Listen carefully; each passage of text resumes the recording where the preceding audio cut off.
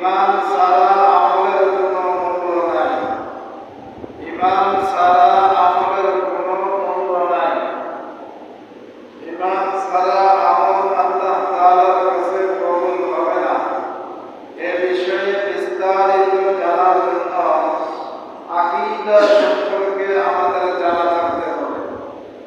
ইমান ছাড়া আল্লাহ তাআলার কাছে কোনো আমল গ্রহণযোগ্য হবে না। আল্লাহ তাআলার কাছে কোনো আমলই কবুল হবে না। এ সম্পর্কে জানতে গেলে ইমানের আকীদা সম্পর্কে আমাদেরকে জানতে হবে। আকীদাকে মৌলিকভাবে আমরা চার ভাগে ভাগ করতে পারি। আকীদাকে মৌলিকভাবে চার ভাগে ভাগ করতে পারি। ১ নম্বর অশুদ্ধ আকীদা, ২ নম্বর অশুদ্ধ আকীদা মিশ্রিত বিশুদ্ধ আকীদা, ৩ নম্বর সংশয়বাদী আকীদা, ৪ নম্বর বিশুদ্ধ আকীদা। এই আকীদাকে মৌলিকভাবে চার ভাগে ভাগ করা হলো। ১ নম্বর বলেছি অশুদ্ধ আকীদা, যেটা ঈমান নাই। অশুদ্ধ আকীদা মানে ঈমান নাই। ২ নম্বর অশুদ্ধ আকীদা মিশ্রিত বিশুদ্ধ আকীদা, এটাও ঈমান নাই। ৩ নম্বর সংশয়বাদী আকীদা, এটাও ঈমান নাই। ৪র্থ নম্বর বিশুদ্ধ আকীদা, তার মানে হলো খাঁটি ঈমান। বিশুদ্ধ আকীদা মানে হলো খাঁটি ঈমান। এই ব্যাপারে ১ নম্বর কথা, বিশুদ্ধ অশুদ্ধ আকীদা কথা, যার ঈমান নেই তার সব আমল বরবাদ। যার ঈমান নেই তার সব আমল বরবাদ। কোরআনে কারীমের মধ্যে আল্লাহ রাব্বুল আলামিন সূরা মাঈদার ৫ নম্বর আয়াতের মধ্যে বলেন, মান ইয়াকফুর বিল ঈমানি ফাকাদ হাবিতা আমালুহু ওয়া হুয়া ফিল আখিরাতি মিনাল খাসিরিন। আর যে ঈমানের সাথে কুফরি করবে, ঈমানের সাথে শিরিক করবে, অবশ্যই তার আমল বরবাদ হবে। ওয়া হুয়া ফিল আখিরাতি মিনাল খাসিরিন, সে আখিরাতে কিয়ামতের দিন ক্ষতিগ্রস্তদের অন্তর্ভুক্ত হয়ে যাবে। বলেন নাউযুবিল্লাহ। তাহলে অশুদ্ধ আকীদা যদি আপনার আমার আকীদা হয়ে যায় অশুদ্ধ, ঈমান যদি হয়ে যায় অশুদ্ধ, তাহলে আকীদা অশুদ্ধ হওয়ার কারণে, ঈমান না থাকার কারণে আপনার আমার জীবনের সমস্ত আমলগুলো বরবাদ হয়ে যাবে। এমনকি কিয়ামতের দিন আমরা ক্ষতিগ্রস্তদের অন্তর্ভুক্ত হয়ে যাব। ঈমান ছাড়া ভালো কাজের দৃষ্টান্ত হলো, ঈমান ছাড়া ভালো কাজের দৃষ্টান্ত হলো ১ নম্বর দৃষ্টান্ত আল্লাহ তাআলা কোরআনে কারীমের মধ্যে সূরা কাহফের ১০৩ নম্বর আয়াতের মধ্যে বলেন, কুল হাল নুনাব্বিউকুম বিল আখসারিনা আমালা। আল্লাহ তাআলা বলেন, কুল বলো, আমি কি তোমাদেরকে হাল নুনাব্বিউকুম বিল আখসারিনা আমালা, আমি কি তোমাদেরকে এমন লোকদের কথা জানাবো না যারা আমলের দিক থেকে সবচেয়ে বেশি ক্ষতিগ্রস্ত। বিল আখসারিনা আমালা, কুল হাল নুনাব্বিউকুম, কুল বলো, নুনাব্বিউকুম, আমি কি তোমাদেরকে এমন লোকদের ব্যাপারে জানাবো না, বিল আখসারিনা আমালা, যারা আমলের দিক থেকে সবচেয়ে বেশি ক্ষতিগ্রস্ত। এরপরে আয়াত আল্লাহ তাআলা বলেন ১০৪ নম্বর আয়াত সূরা কাহফ, আল্লাযীনা দাল্লা সা'য়ুহুম ফিল হায়াতিদ দুনিয়া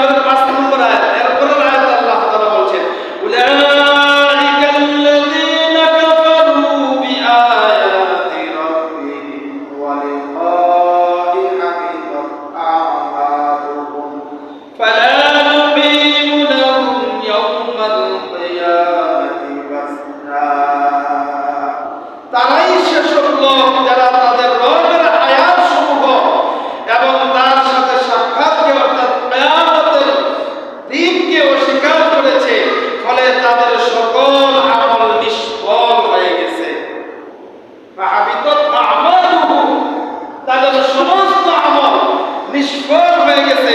সুতরাং আমি তাদের জন্য কিয়ামতের দিন ফালা নুযীবু লাহুম ইয়াওমাল কিয়ামা ইয়াওমাল কিয়ামাতি ওয়াসনা, কিয়ামতের দিন তাদের জন্য অজরের কোনো ব্যবস্থা আমি আল্লাহ তাআলা রাখব না। তাদের আমলনামার কোনো অজরের ব্যবস্থা রাখবে না, বিনা হিসাবে তারা জাহান্নামে চলে যাবে। নাউযুবিল্লাহ ওয়া সুবহানাল্লাহ। তাদের আমলের কোনো অজরের ব্যবস্থা রাখা হবে না। তাহলে এই আয়াতের মধ্যে স্পষ্ট আল্লাহ তাআলা বলে দিলেন, যারা আল্লাহ তাআলার কোরআনে কারীমের আয়াতকে অস্বীকার করবে, যারা কিয়ামত দিবসকে অস্বীকার করবে, কিয়ামতের দিন যে একটা সংগঠিত হবে, বিচার দিবস নামে যে একটা দিবস আছে, যেই দিবসে আল্লাহ তাআলার আদালতের কিবরিয়ার সামনে প্রত্যেকটা মানুষকে দাঁড়াতে হবে। আল্লাহ তাআলার কাছে প্রত্যেকটা মানুষের আয়াত সম্পর্কে জিজ্ঞাসা করবেন। আল্লাহ তাআলার আদালতে কিবরিয়ার মধ্যে আপনাকে আমাকে হিসাব দিতে হবে। ওই দিন সম্পর্কে যারা গাফিল ছিল, যারা বিশ্বাস করে না, অবিশ্বাস করে, এই দুই অপরাধী যারা, এদের জীবনের যত ভালো কাজ আছে সমস্ত ভালো কাজকে আল্লাহ তাআলা নিষ্ফল করে দিবেন। কারণ হলো কোরআনের আয়াতকে অস্বীকার করা। কোরআনের আয়াতকে অস্বীকার করা মানে কি? আল্লাহ তাআলা কোরআনে কারীমকে আপনার আমার জীবন ব্যবস্থা হিসেবে পাঠিয়েছেন।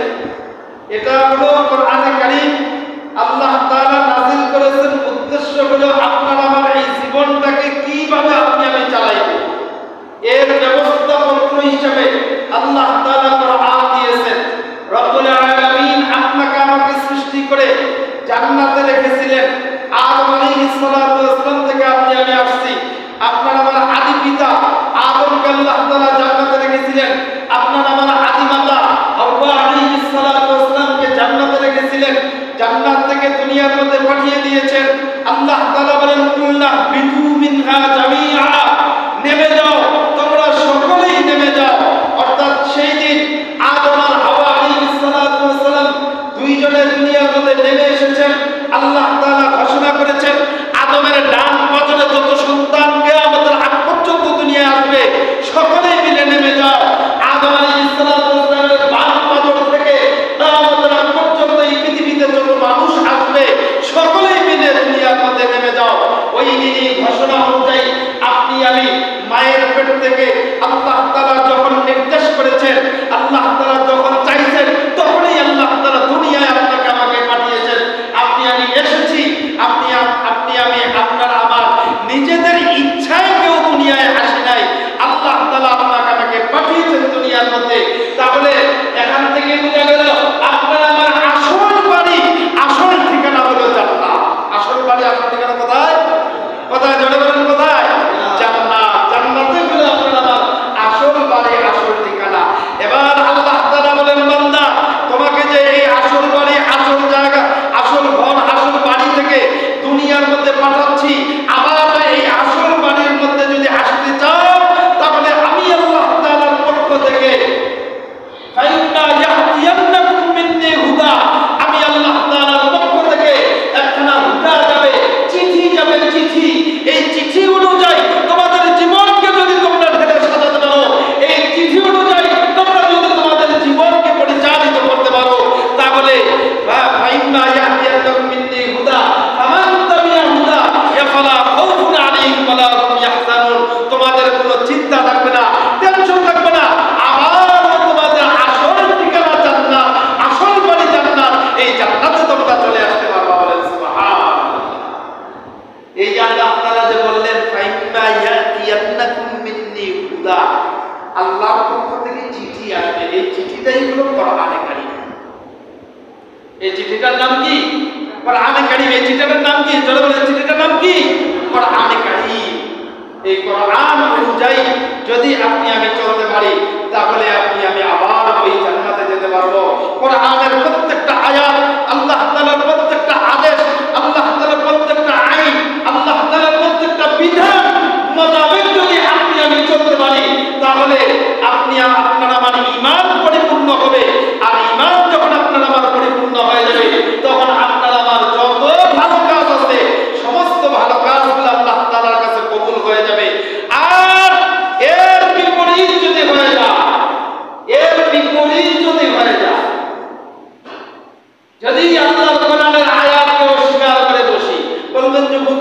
আল্লাহ তাআলার কোরআন কারীমের যতগুলি আয়াত আছে কোন আয়াতকে আমরা অস্বীকার করি না।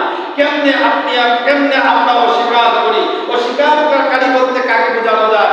মনে করেন যে কোরআন কারীমের মধ্যে আল্লাহ তাআলা যে বিধানগুলো দিয়েছেন এর একটা বিধান যদি আপনি আমি না মেনে নেই, একটা বিধানকে আল্লাহর জমিনে প্রতিষ্ঠিত করতে যাইয়া যদি আপনি আমি এটা থেকে যদি সরে যায়, যদি আপনি আমি এই বিধানটাকে মানতে না পারি, আল্লাহর জমিনে প্রতিষ্ঠিত করতে পারছি না, তাহলে এর দ্বারা বোঝা গেল আল্লাহর এই কোরআনের আয়াতকে, আল্লাহর এই বিধান অস্বীকারকারী হিসাবে আপনি আমি সাব্যস্ত হয়ে যাব। এই কোরআন কারীমের এই আয়াতের অন্তর্ভুক্ত আপনি আমি হয়ে যাব। সূরা কাহফের 103 নম্বর, 4 নম্বর এবং 5 নম্বর আয়াতের অন্তর্ভুক্ত আপনি আমি হয়ে যাব। যেমন আল্লাহ তাআলা এই কোরআনে কারীমের মধ্যে বলছেন, আল্লাহর বিধান অনুযায়ী বিচার কার্য করো, আল্লাহর বিধান অনুযায়ী বিচার পরিচালনা করো। এখন আপনি আমি যারা মুসলমান হিসাবে নিজেকে দাবি করতেছি, ইমানদার হিসাবে নিজেকে দাবি করতেছি, যারা আপনি আমি ইমানদার হিসাবে নিজেকে দাবি করেছি, কিন্তু আল্লাহর এই জমিনের মধ্যে আল্লাহর বিধান অনুযায়ী বিচার পরিচালনা হোক, এটা যারা চায় না, ওই দরবেশ বাবাদের অন্তর্ভুক্ত আপনি আমি যারা আছি। দরবেশ বাবা মানে বুঝছেন তো কাকে বলছি? এই দরবেশ বাবাদের অন্তর্ভুক্ত যারা আপনি আমি আছি, যেই দরবেশ বাবা কিছুদিন আগে বলছিল এক বক্তৃতার মধ্যে যে কোরআন নিয়ে আমার তেমন কোনো চিন্তা নাই, কোরআনে কিছু ভুল থাকতেই পারে, কিন্তু হাদিসের মধ্যে হাদিস নিয়ে আমার প্রশ্ন আছে। বলেন নাউজুবিল্লাহ। চিন্তা করতে পারছেন কোথায় হাত দিয়েছে? চিন্তা করে দেখেন কোথায় হাত দিয়ে দিয়েছে। এই দরবেশ বাবাদের দলভুক্ত যারা আছেন, যারা ছিলেন, এদের অবস্থা কি? এরা মনে করতেছেন যে আমরা ইমানদার, আমরা নামাজ পড়ছি, জিকির করতেছি, কোরআন তেলাওয়াত করতেছি, অনেক দান সদকা করি, হজ করে আসছি, আমরা দেশের কাজ করতেছি, দশের কাজ করতেছি, সমাজের কাজ করতেছি, রাস্তা বানায় দিচ্ছি, এই বানায় দিচ্ছি, সেই বানায় দিচ্ছি, ব্রিজ বানায় দিচ্ছি, কালভার্ট বানায় দিচ্ছি, ওভারব্রিজ তৈরি করে কত উন্নয়ন করে দিচ্ছি, মানুষের জন্য কাজ করে যাচ্ছি। তারা এই যে ভালো কাজগুলো করতেছে, এই ভালো কাজগুলো তাদের ঈমান না থাকার কারণে, আল্লাহর কোরআনের আয়াত অস্বীকার করার কারণে, আল্লাহর জমিনে আল্লাহর বিধান অনুযায়ী একটা মাত্র বিধান, যেটা আল্লাহর বিধান অনুযায়ী বিচার পরিচালনা করা, এই একটা আয়াতকে অস্বীকার করার কারণে জীবনের এই সব ভালো কাজ আল্লাহ তাআলা নিষ্ফল করে দেন। কারণ হলো কোরআনের একটা বিধানকে, একটা শব্দকে যদি আপনি অস্বীকার করেন, তাহলে আপনার ঈমান থাকবে না। আর ঈমানবিহীন কোন আমল আল্লাহ তাআলার কাছে কবুল হবে না। আল্লাহ তাআলা সমস্ত ভালো কাজগুলোকে নিষ্ফল করে দিবেন, আর কিয়ামতের দিন তার জন্য কোনো হিসাবের পাল্লা থাকবে না, বিনা হিসাবে জাহান্নামে যেতে হবে। এই জন্য 2 নম্বর কথা হলো, ঈমান ছাড়া ভালো কাজ মরুভূমির মরীচিকার মতো, মরুভূমির বালুকণার মতো। দূর থেকে দেখা যায় মনে হয় পানি আছে, চকচক চকচক করে, চকচক চকচক করে, মনে হয় দামি কোনো জিনিস আছে, কিন্তু কাছে যেয়ে দেখা যায় মরুভূমির মরীচিকা ছাড়া, বালুকণা ছাড়া আর কিছুই নাই। এই কথাটি আল্লাহ তাআলা সূরা নূরের 39 নম্বর আয়াতের মধ্যে বলেছেন, ওয়াল্লাযীনা কাফারু আ'মালুহুম কাসারাবিন বিকিআতি ইয়াহসাবুহু যামআনু মা হাত্তা ইযা জাআহু লাম ইয়াজিদহু শাইআন ওয়া ওয়াজাদাল্লাহা ইনদাহু ওয়া ফাওয়াফাহু হিসাবাহু ওয়াল্লাহু সারিউল হিসাব। আল্লাহ তাআলা বলেন, আর যারা কুফরি করে তাদের আমল সমূহ মরুভূমির মরীচিকার মতো। যারা কুফরি করে অর্থাৎ শিরিক করে, যারা আল্লাহ তাআলার বিধানকে অস্বীকার করে, আল্লাহ তাআলাকে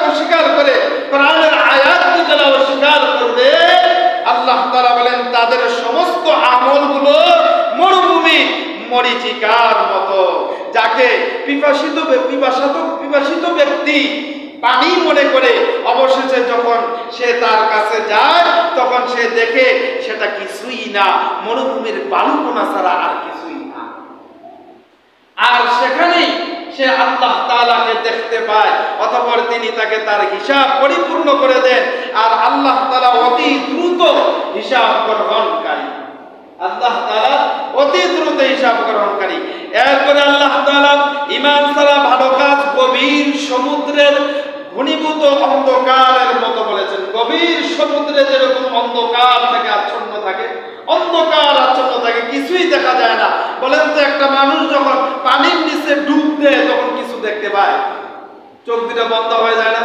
বন্ধ হয়ে যায়, বাকি সব খোলা থাকে, কিন্তু চোখ দুটা বন্ধ হয়ে যাওয়ার জন্য যতই খোলা থাকুক, যে অঙ্গ প্রত্যঙ্গগুলো খোলা আছে এগুলো আর কাজ করে না, তখন আর কিছুই সে দেখতে পায় না।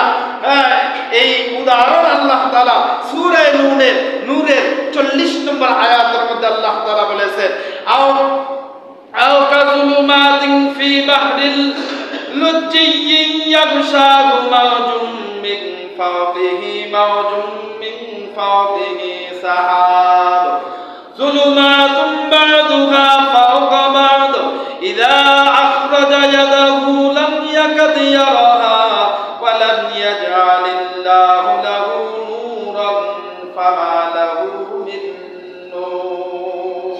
অথবা তাদের আমলসমূহ গভীর সমুদ্রের ঘনীভূত অন্ধকারের মতো, মিন ফাওকিহি মাওজুম মিন ফাওকিহি হিসাব। আল্লাহ তাআলা এখানে বলেছেন গভীর সমুদ্রের ঘনীভূত অন্ধকারের মতো, যাকে আচ্ছন্ন করে ঢেউয়ের উপরে ঢেউ, আর তার উপরে মেঘমালা, অনেক অন্ধকার, এক স্তরের উপরে অপরে আরেক স্তর, এক পানির স্তরের উপরে আরেক পানি, ঢেউয়ের উপরে আরেক ঢেউ। এরকম গভীর পানির নিচে গেলে কি পরিমাণ অন্ধকার হতে পারে? আল্লাহ তাআলা বলেছেন ঈমান ছাড়া যত আমল হবে সমস্ত আমল হবে ওই রকম অন্ধকারের মতো। বলেন নাউযুবিল্লাহ। ঈমান ছাড়া আমল সমুদ্রের পানির নিচে যে অন্ধকার, এই অন্ধকারের সাথে তুলনা করা হয়েছে। 4 নম্বর কথা, ঈমান ছাড়া ভালো কাজ প্রচন্ড ঝড়ের দিনে প্রবল বাতাসের ছায়ায় স্তূপের রাখার মতো। যখন প্রচন্ড ঝড় তুফান শুরু হয়ে যায়, যখন শুরু হয়ে যায়, তখন যদি আপনি যে কোনো একটা এই ঝড়ের ছায়ার নিচে, অর্থাৎ ঝড়ের নিচে যে কোনো একটা বস্তু রাখলেন, যে কোনো একটা জিনিস রাখলেন, এই জিনিসটা এই ঝড়ের কারণে যে জায়গায় রাখছেন ওই জায়গায় ঠিক থাকে যাবে নাকি এরকম নাকি? মনে করেন ওইটা উড়ায় বাতাসে একদম নিয়ে চলে যাবে, ওইটা সামনে সার করে দিবে, বাতাসে ওইটা আর অস্তিত্ব রাখবে না। ঠিক তেমনি ভাবে ঈমান ছাড়া যারা আমল করবে সমস্ত আমলগুলো আল্লাহ তাআলা তাকে ওইভাবে নিষ্ফল করে দিবেন, যেইভাবে বাতাস, কোন একটা প্রবল বাতাস শুরু হয়ে গেলে ওই বাতাসে কোন একটা বস্তুকে যেরকম ছন্নছাড় করে ফেলায় দেয়, নিষ্ফল করে দেয়, ঠিক তেমনি ভাবে ঈমান ছাড়া আমলকে ওইরকম নিষ্ফল করে দেওয়া হবে। আল্লাহ তাআলা কোরআনে কারীমের মধ্যে সূরা ইব্রাহিমের 18 নম্বর আয়াতের মধ্যে বলেন, মাসালুল লাযীনা কাফারু বিরাব্বিহিম আ'মালুহুম কারামাদিন ইশতাদাত বিহির রিহু ফি ইয়াউমি আসিফ লা ইয়াকদিরুনা মিম্মা কাসাবু আলা শাই যালিকা হুয়াদ দালালুল বাঈদ। এই আয়াতের মধ্যে আল্লাহ তাআলা বলেন, মাসালুল লাযীনা কাফারু, যারা তাদের রবের সাথে কুফরি করে, শিরিক করে, আমালুহুম কারামা, তাদের আমলসমূহের দৃষ্টান্ত হলো এমন ছাইয়ের মতো, কারামা দিনিস তাদাত বিহির রিহু ফি ইয়াউমিন আসিফ, এমন ছাইয়ের মতো প্রবল ঘূর্ণিঝড়ের দিনে বাতাস প্রচন্ড বেগে যা বহন করে নিয়ে যায়, তারা যা অর্জন করেছে তার মাধ্যমে কিছুই তারা করতে পারে না। তাহলে বোঝা গেল এত গুরুতর বিভ্রান্ত বিভ্রান্তিকর একটা বিষয় যে সারা জীবনে যত আমলগুলো করেছি সমস্ত আমলগুলো যদি এইভাবে নিষ্ফল হয়ে যায়, এইভাবে যদি নষ্ট হয়ে যায়, এইভাবে যদি আপনার আমার আমলগুলো বিনষ্ট হয়ে যায়, তাহলে কিয়ামতের দিন আপনার আমার জাহান্নামে যাওয়া ছাড়া আর কোনো উপায় থাকবে না। এরপরে আল্লাহ তাআলা 5 নম্বর বলেছেন, ঈমান ছাড়া ভালো কাজ উঠতে থাকা অদেখা বিক্ষিপ্ত ধূলিকণার ন্যায়। ঈমান ছাড়া যত আমল হবে সমস্ত আমলগুলো হবে, যদি ঈমান ছাড়া আপনার নামাজ হয়, ঈমান ছাড়া যাকাত দিয়েছেন, ঈমান ছাড়া দান করেছেন, ঈমান ছাড়া আপনি হজ করেছেন, ঈমান ছাড়া আপনি সামাজিক কাজ করেছেন, ঈমান ছাড়া আপনি রাষ্ট্রীয় কাজ করেছেন, ঈমান ছাড়া আপনি যত ভালো কাজ করবেন সমস্ত ভালো কাজ বিক্ষিপ্ত ধূলিকণা, বাতাসের সাথে যখন ধুলা উড়াইতে থাকে, এই ধুলার কিছু বিক্ষিপ্ত জিনিস আছে, ধুলার মধ্যে ধুলা আছে যে ধুলাটা দেখা যায় না, যে ধুলাটা দেখা যায় না, কিছু ধুলা আছে মোটা মোটা ধুলা, এগুলা যদিও দেখা যায় কিন্তু এর ভিতরে একটা ধুলা আছে যেটা দেখা যায় না। ঠিক তেমনি ভাবে আল্লাহ তাআলা ওই ধূলিকণার ন্যায় আল্লাহ তাআলা তাদের আমলের ব্যাপারে বলেছেন, যাদের আমলটা হবে ঈমান ছাড়া আমল। আল্লাহ তাআলা এই কথাটি সূরা ফুরকানের 23 নম্বর আয়াতের মধ্যে বলেছেন, ওয়াকাদিমনা ইলা মা আমিলু মিন আমালিন ফাজআলনাহু হাবাআন মানসুরা। আর তারা যে কাজ করেছে আমি সেদিকে অগ্রসর হব, অতঃপর তাকে বিক্ষিপ্ত ধূলিকণায় পরিণত করে দেব। সে যে ঈমান ছাড়া আমলগুলো করেছে, ঈমান ছাড়া যে ভালো কাজগুলো করেছে, আল্লাহ তাআলা বিক্ষিপ্ত ওই ধূলিকণার মতো তাদের আমলগুলো বানিয়ে দিবেন। এই জন্য সাবধান, আমাদের ঈমানকে পরিশুদ্ধ করার দরকার, ঈমানকে পরিপূর্ণ করার দরকার। ঈমান যেন আপনার আমার অশুদ্ধ ঈমান না হয়ে যায়, অশুদ্ধ ঈমান যেন না হয়। 2 নম্বর, অশুদ্ধ আকীদা মিশ্রিত শুদ্ধ আকীদা। কিছু অশুদ্ধ আকীদা আছে, আবার মিশ্রিত শুদ্ধ আকীদাও আছে। কিছু আকীদা আছে শুদ্ধ, আবার কিছু আছে অশুদ্ধ। এরকমও যদি হয়ে যায় তাহলেও আপনার আমার আমলগুলো নিষ্ফল হয়ে যাবে, সমস্ত আমলগুলো বিনষ্ট হয়ে যাবে। এই কথা আল্লাহ তাআলা সূরা হুদের 17 নম্বর আয়াতের মধ্যে বলেছেন যে কোন ব্যক্তি পুরো কোরআনের প্রতি বিশ্বাস রাখে কিন্তু একটি আয়াত বা শব্দ সম্বন্ধে সন্দেহ পোষণ করে, তাহলে এই সন্দেহের কারণে তার ঈমান চলে যাবে। পুরো কোরআনের উপরে বিশ্বাস আছে কিন্তু একটি আয়াতের উপরে তার একটু সন্দেহ আছে, সামান্য একটু সন্দেহ, মানে না এরকম না, অবিশ্বাস করে তাও না, একটু সামান্য মানে সন্দেহ। পুরো কোরআনের উপর তার বিশ্বাস, একটা আয়াতের উপরে তার অবিশ্বাস চলে আসছে, সন্দেহ চলে আসছে, তার ঈমান সাথে সাথেই চলে যাবে। এবার চিন্তা করে দেখেন, যারা এই আল্লাহর জমিনের মধ্যে আল্লাহর দ্বীন প্রতিষ্ঠা করতে চায় না, আল্লাহর আইন প্রতিষ্ঠা করতে চায় না, যারা এই জমিনের মধ্যে আল্লাহর জমিনে আল্লাহর হুকুম প্রতিষ্ঠা করতে চায় না, তারা কি ঈমানদার না বেঈমান? এই আয়াত দ্বারা কি বোঝা গেল? এই আয়াত দ্বারা কি বোঝা গেল? বলেন, জোরে বলেন, সবাই একসাথে বলেন, কি বোঝা গেল? তাদের ঈমান আছে, আছে ঈমান। আর যাদের ঈমান নাই, আপনি যদি তাদের সাথে থাকেন তাহলে আল্লাহ রাসূল হাদিস শরীফের মধ্যে স্পষ্ট বলেছেন, যারা পৃথিবীর মধ্যে যার সাথে যার মহব্বত থাকবে, যার সাথে যার সম্পর্ক থাকবে, যার সাথে যার সিরাত সুরাতের সাথে মিল থাকবে, কিয়ামতের দিন তার সাথেই সে উঠবে। দরবেশ বাবার সাথে যার সম্পর্ক থাকবে তার সাথে তার কিয়ামত হবে। দরবেশ বাবার দল, দরবেশ বাবা যে দল করত, ওই দলের সাথে যাদের সম্পর্ক থাকবে কিয়ামতের দিন তাদের সাথেই তারা উঠবে। এটাই স্পষ্ট ঘোষণা আল্লাহ তাআলা, স্পষ্ট ঘোষণা। এই জন্য এই আয়াতের মধ্যে আল্লাহ তাআলা বলেছে, একটি আয়াত যারা অস্বীকার করবে, ফালা তাকু ফি মিরয়াতিন মিনহু ইন্নাহুল হাক্কু মির রাব্বিকা ওয়ালাকিন্না আকসারান নাসি লা ইউমিনুন। সুতরাং তুমি এতে মোটেও সন্দেহের মধ্যে থেকো না, নিশ্চয়ই তো তোমার রবের পক্ষ থেকে এই সত্য কোরআন প্রেরিত হয়েছে। কোরআনকে নাযিল করেছেন কে? দিয়েছেন কোরআন, আল্লাহ দিয়েছেন। আল্লাহর পক্ষ থেকে সত্য কোরআন নাযিল হয়েছে, কিন্তু অধিকাংশ মানুষ এই কোরআনের উপরে ঈমান আনে না। কোরআনের উপরে ঈমান আনে না, দুনিয়ার অল্প স্বার্থের জন্য আপনি সারা দুনিয়ার মালিকও যদি হয়ে যান, অর্থ সম্পদ কখনোই মানুষকে সফলতা অর্জন করতে দেয় না। অর্থ সম্পদ কখনোই মানুষের সুফল এনে দেয় না। যদি অর্থ সম্পদ সুফলই এনে দিত, তাহলে এই আলমের অবস্থা এরকম হলো কেন? দরবেশ বাবার এই অবস্থা হলো কেন?